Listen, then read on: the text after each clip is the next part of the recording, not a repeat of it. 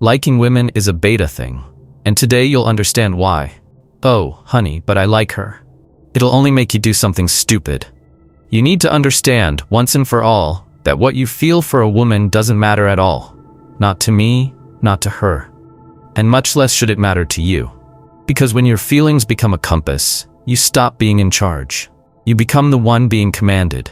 You become the servant of your own neediness. And worse, you hand that power over to someone who didn't even ask for it. Here's the brutal truth. She feels more attraction when you seem immune to what she causes. And this, in the eyes of most men, seems cruel.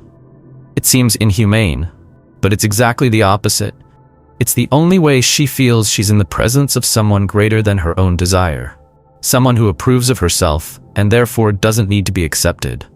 You grew up hearing that you needed to be gentle, delicate, pleasant.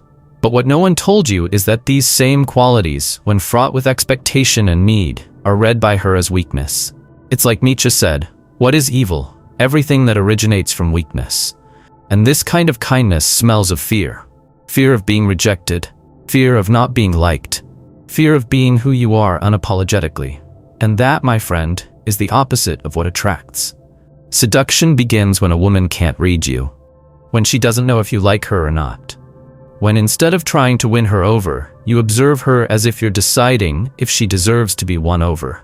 This creates a paradox. The discomfort she feels attracts her more than the comfort you offer. Sounds cruel? Maybe. But what's truly cruel is what she feels for 90% of men. Indifference. And it's not her fault. It's just that the guy who tries to be the nicest, the kindest, the most understanding, is always the most disposable. He doesn't pose a challenge. He doesn't represent dominance. He doesn't pose any emotional risk. And if there's no risk, there's no excitement. If there's no tension, there's no desire. Robert Greene already explained this in The Art of Seduction. The seducer who offers too much pleasure, too much security, too much predictability, is the one who lasts the shortest. Desire feeds on doubt. And the most attractive man is the one who keeps a woman doubting, not about his worth, but about how much she truly affects him. This video is about that, about the power of approving of yourself, even if it means she feels a little uncomfortable in your presence. Because the discomfort she feels doesn't come from a lack of respect. It comes from a lack of submission. You don't bend. You don't adapt. And this, while hurting her ego, activates the most primal desire she hides from everyone, to be dominated by an unshakable man. You might even think, but isn't it cruel to instill insecurity in a woman I like? And I ask you, does she hesitate to make you feel like trash when she wants to test your worth? When she ignores your messages? When she responds curtly? When she treats you like just another guy, just to see if you despair? She doesn't hesitate. And do you know why? Because she's learned, even if unconsciously, that the power in the game of seduction has always been on the side of those who don't show much interest. You need to turn this around. Cruelty here is just your ego's name for the discomfort of stepping out of the role of a tail-wagging puppy. But on the other side, what seems cruel is what ultimately makes you desirable. A woman doesn't want an emotional supporting character. She wants the protagonist. And the protagonist never seeks approval. He is the approval. If you have the courage to listen to the end, I'll show you exactly how to become that man. Not for show, not for games, but because you finally understood that female desire is not activated by your kindness, but by your selective indifference. She doesn't want an emotional sidekick. She wants the protagonist. And the protagonist never seeks approval. He is approval. But the problem is, you've always been trained to be the opposite. The nice guy. The good guy. The one who believes the nicer he is, the more he'll be loved. What no one told you is that this model of the gentle, understanding, giving man is socially valued, but sexually ignored. You're hailed as a great catch by women who don't desire you.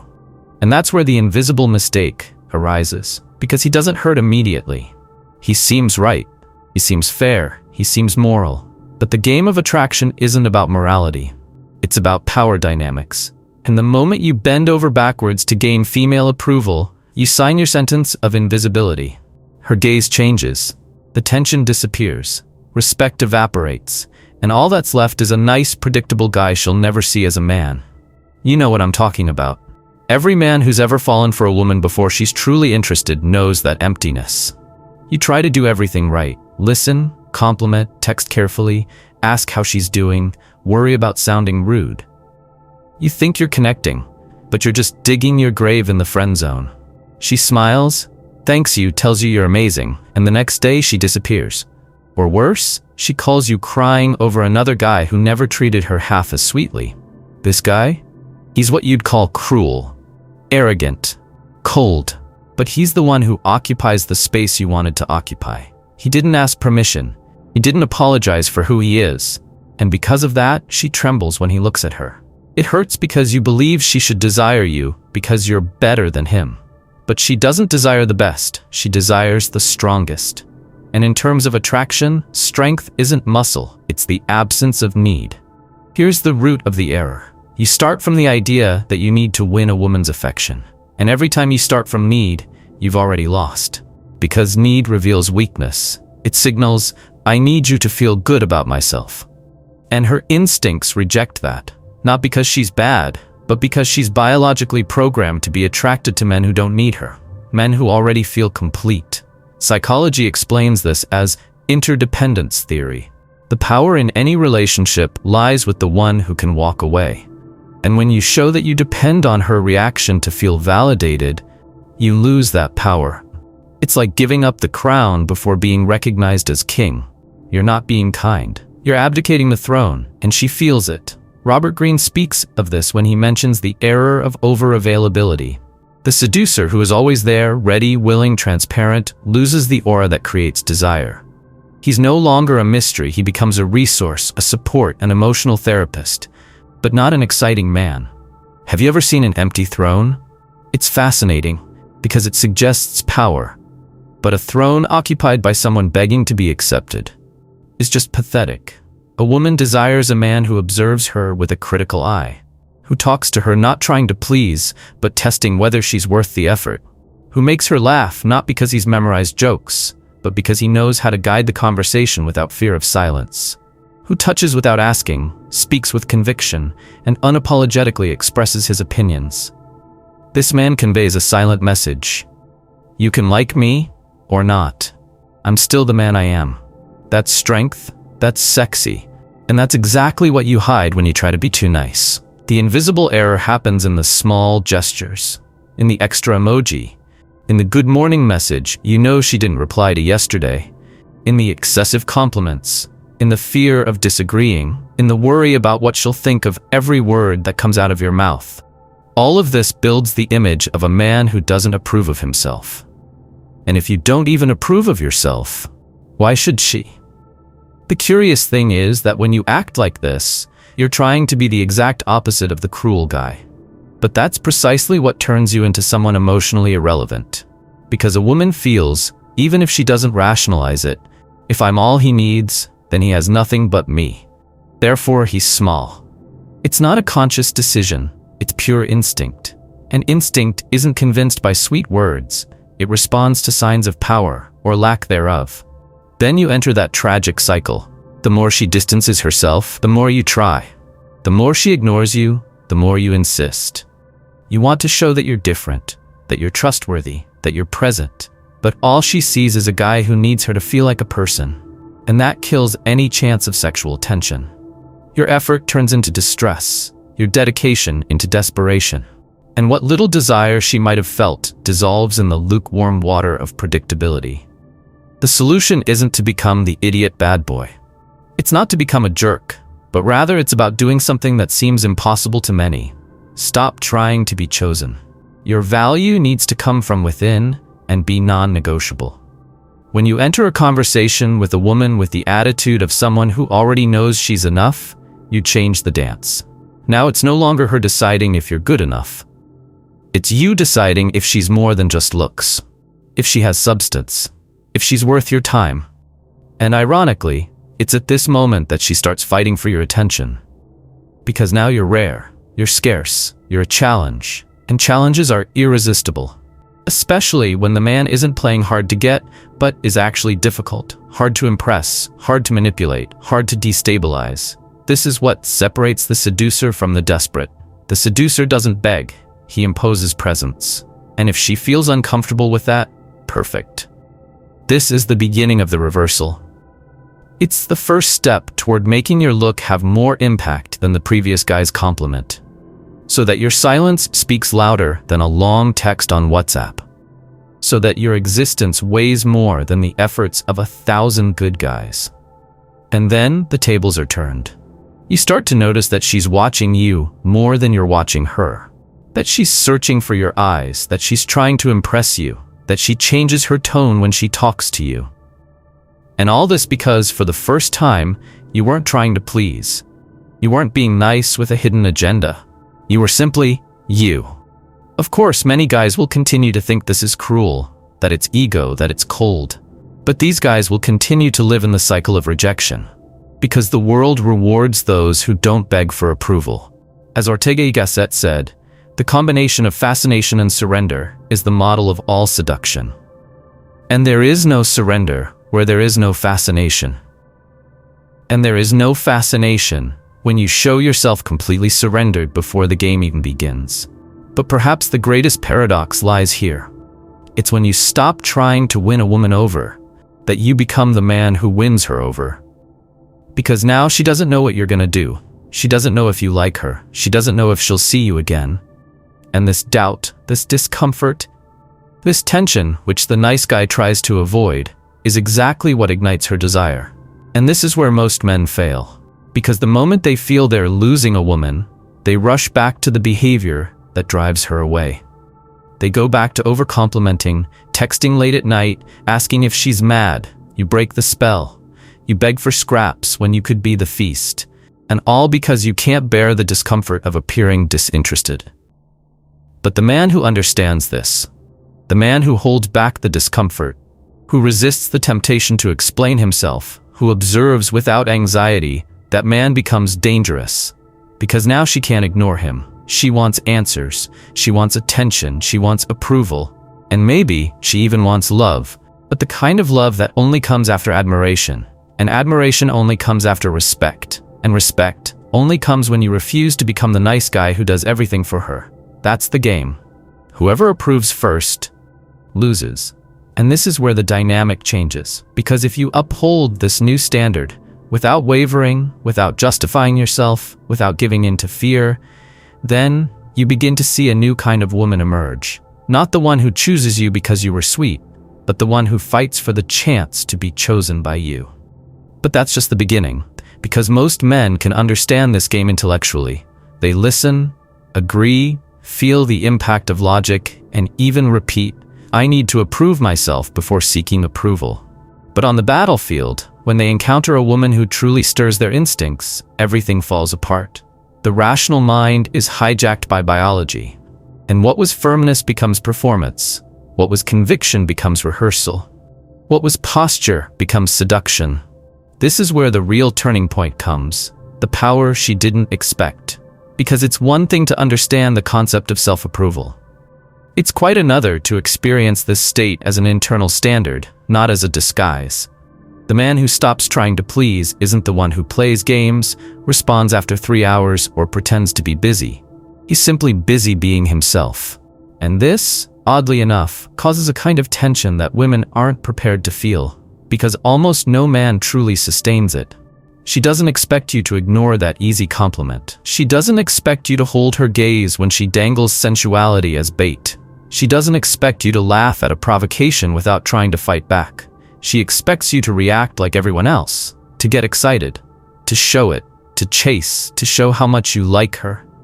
But when that doesn't happen, she collapses internally. Because suddenly you represent something that threatens the core of the game, the emotional control that has always been in her hands. The philosopher Pascal said that the heart has reasons that reason itself does not know. And that's why she can't explain why she starts thinking about you more than she should. She can't rationalize why she's bothered by your calm. Why, after seeing you for 10 minutes, she feels like she has something to prove. This is the effect of the self-approved man. He activates her field of insecurity without having to do anything offensive or explicit. He simply exists in his truth, unshakable, impervious, unforgivably whole. But this is where many get lost, because they confuse this state with rudeness, coldness, or disdain. They think that being self-approved means acting superior or arrogant. And it isn't. In fact, it's the opposite. A man who truly approves of himself doesn't need to devalue anyone. He just doesn't play the game of trying to be chosen. He doesn't lick anyone's ass, and he doesn't demand that anyone lick his ass. He just walks. He speaks firmly. He laughs with pleasure. He disagrees with elegance. He observes without anxiety. And all this without apologizing for being alive. Do you know what this creates in her? A delicious discomfort, because she begins to experience something rare. Doubt. Did he like me? Did he want to see me again? Am I being interesting enough? This doubt isn't born because you were a jerk, but because you weren't predictable. Because you didn't do what 99% of guys would do in your place. Because you looked at her not with the eyes of someone hypnotized, but with the eyes of someone choosing. This is the origin of power that seems cruel. You create an atmosphere in which she has to fight for your attention. And this isn't malice, it's justice, it's balance. Because for the first time, she's experiencing the same emotional discomfort that so many men experience every day. The difference? With you, it doesn't come from dirty games or manipulation. It comes from your emotional integrity. But to sustain this, you need to kill the approval junkie inside you. Because it will scream, it will sabotage, it will ask you to text. It will try to rationalize that being honest is better than holding back.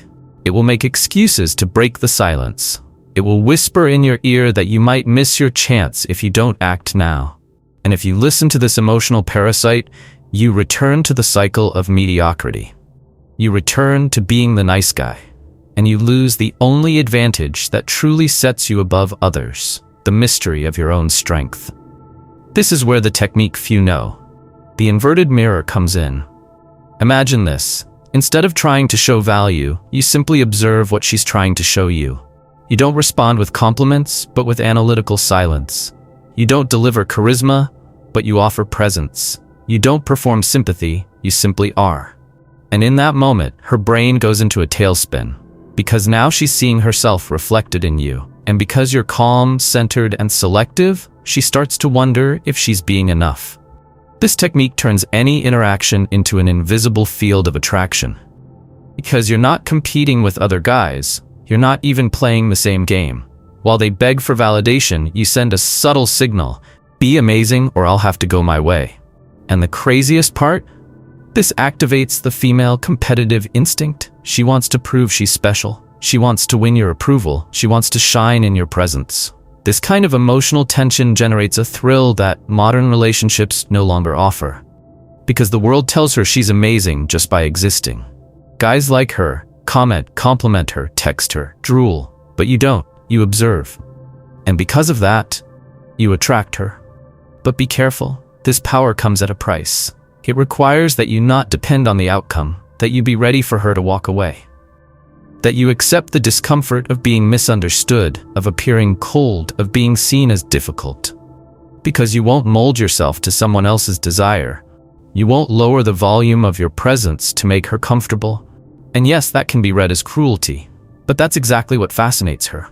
It's like Baudrillard said, the object of desire is not what shines, but what escapes. You become attractive not because you please, but because you escape the norm. Because you break predictability. Because you're the only one she can't control. This is the new archetype of the desired man. Not the clever, not the guru with the lyrics, but the man who doesn't need to play games because he's already won inside. The one with values, a mission, a vision, and a purpose. The one who isn't available to everyone, who doesn't have time to explain who he is, who doesn't lose sleep over a dirty look. And the most beautiful thing? When this type of man treats a woman with affection, attention, and respect, it carries weight. It has value. Because it's not common. Because it's not automatic. Because it comes from a choice, not a need, and it hits her like an emotional punch. Because she feels, this man isn't trying to impress me, and yet I want to be seen by him. There's nothing cruel about this power, but it feels cruel because it shifts the game, because it takes control out of the hands of those who have always dominated, because it transforms she's too beautiful into is she interesting enough. And this reversal changes everything.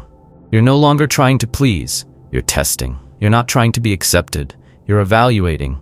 You're no longer trying to enter her life, you're deciding if she fits into yours. And when you reach this state, her desire becomes urgent. She wants to see you again. She wants to be noticed, she wants approval, because now she feels like she might lose you. And female desire is always born from the fear of loss. But not everyone can reach this level, because this level of self-approval requires something most don't have: inner peace and external conviction. It's the paradox of the true seducer. He's firm without being rude, direct without being blunt, intense without being needy, and above all, he's dangerous without lifting a finger. And that's why, when you stop trying to please, she stops ignoring you. Because what seemed like cruelty was just you finally being the kind of man she never had the courage to admit she wanted. And then a new question arises in her heart. And it's this question that changes everything. How do I get him to approve? But you only reap this reward if you know how to bear the weight of the next step. Because it is at this point, when her desire has already been activated, that the real game begins. The game of complete reversal, where now she is the one who fears judgment. And this is what leads us to the most dangerous chapter of this journey. And that is what takes us to the most dangerous chapter of this journey. Because when you reach the point where she wants your approval, everything changes. The game changes. The rules are different. And now, if you don't know how to play, if you lose yourself in your own power, if you sabotage your presence for the sake of a compliment or a kiss, you give away the empire you've built. Because the hardest part isn't attracting her. The hardest part is sustaining the tension that attracted her. She starts texting for no reason, laughing louder, touching your arm, seeming present, intense, enchanted.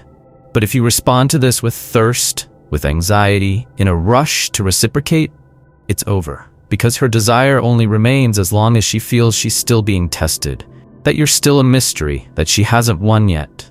The most common mistake men make at this stage is to relax, to think, now I've conquered her. And at that very moment, he loses everything. Because female desire isn't a finish line, it's a flame that needs wind, it needs instability, it needs doubt. She doesn't want guarantees, she wants excitement, she wants to know that, even after a kiss, sex, or an intense night, she still needs to remain interesting to you. When the reversal happens, and she starts seeking your approval, it's because you've become scarce. And scarcity in seduction is gold. Her desire isn't born from certainty, but from the possibility of loss, from the feeling that you don't need her, that you're still the same man with or without her, and that, even if you like her, you're still selective. This is the phase of irreversible reversal. Because if you maintain this level, if you don't go back to being the nice guy the moment she gives in, if you keep your essence centered, then she can't go back to the old pattern. She can't treat you like a random person anymore. She can't use you as an emotional spare tire anymore. Because now you're occupying the space of the man she needs to impress. And there's no going back. Do you know what happens when a woman starts fighting for your approval? She starts to transform. She stops playing with generic charm. She starts revealing vulnerabilities, demonstrating respect, and taking charge of her behavior. Because now you've become the benchmark of value. She looks at you with that glow that only appears when a woman feels true admiration. And that's rare. Because women may desire instinctively, but they only admire through conquest. You achieve this not by conforming to her desires, but by maintaining yours. And here comes one of the hardest truths that few have the courage to admit. Women are selective, but they submit to the man they can't decipher. And when you become that man, she starts to wonder, does he see me as enough? It's this question that ignites the flame of surrender. It's not love, it's not affection, it's not pretty texts, it's the doubt of recognition. She may be used to being idolized, to being flattered, to being treated like a prize. But with you, none of that works. Because you're not there to offer adoration, you're there to live your truth. And if she fits within that, great. If not, you move on. And what seems like coldness is actually the greatest psychological aphrodisiac there is, the absence of dependence. Nietzsche said, "He who has a why can face any how," and the man who has a why greater than female approval is the most seductive man there is. Because he doesn't play to please. He lives to express, and for that reason, he is followed. At this point, something powerful happens. She begins to adjust. She begins to think before she speaks. She begins to measure what she posts. She begins to consider how you will react. And now she is in the role you occupied before, looking for signs, seeking confirmation, seeking space. You have become her mirror, and the image she sees will either generate total surrender or frustration, but not indifference. And this is where many men fail. Upon seeing this change, they get excited. They want to compensate. They want to say that she did it, that now everything is okay, that she is enough. But by doing so, they kill the mystery. They kill the tension. They kill the charm. Because a woman needs to feel that her admiration isn't yet enough to win you over completely. Yes, you can like her. You can admire her. You can get involved. But never give up your structure. Never give up your essence. Because from that moment on, the game of seduction becomes the game of permanence. And the one who remains is the man who never stops being himself, even when he loves. The reversal is irreversible, because now she knows you don't depend on her. That you can like her, but you don't beg. That you can want her, but you won't lose yourself. That you can give in, but only to the point where you don't betray your truth. This kind of man doesn't have to be handsome, or rich, or popular. This kind of man is rare, and because of that, he's unforgettable. He's the man who can give affection and disappear, who can listen and disagree, who can praise and criticize, who can love and walk away if disrespected. He's the man who, no matter how desired, never sells himself. And that's the most seductive presence a man can build. She feels, she respects, she fears, and deep down that's exactly what she was hoping to find. Someone who would make her fight. Because the truth is this: the woman who doesn't fight for you doesn't value you. The woman who doesn't need to think to win you over doesn't respect you. The woman who feels she's already won you over doesn't feel she needs to keep you. And when you give yourself without her having to make an effort, you become disposable. Inversion protects you from that, but it only works if you understand that your worth doesn't depend on anyone's validation. If you accept that you'll be seen as cruel by those who can't stand your firmness. If you have the courage to stand your ground even when your heart wants to give in. And most importantly, if you have the discipline to maintain the structure after she falls in love. Because many men can attract. Some can maintain the tension, but few, very few, can remain the same man who attracted her, even when she's already completely invested. These few are the ones who master the game. And maybe now, you're one of them.